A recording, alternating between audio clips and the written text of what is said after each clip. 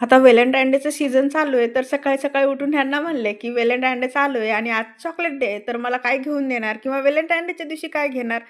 तर हे बोलले, "ठीक आहे, तू असं म्हणतेस ना, तर तुझ्यासाठी काहीतरी एक छान सरप्राईज घेऊन येतो."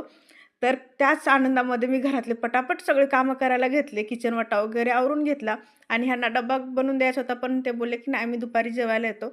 म्हणून हे गेले ऑफिसला. तर आता माझ्यामध्ये एवढी एक्साइटमेंट होती, की हां, आपण बोलून दाखवलंय, तर माझा नवरा मला घेऊनच येईल माझ्यासाठी काहीतरी गिफ्ट, असं काहीसं होतं माझ्या मनात. म्हणून मी लगेच दुपारच्या स्वयंपाकाची तयारी केली आणि म्हणलं स्पेशल ह्यांना गाजराचा हलवा करून द्यावा आणि शेवभाजी पण बनवली त्यासोबत.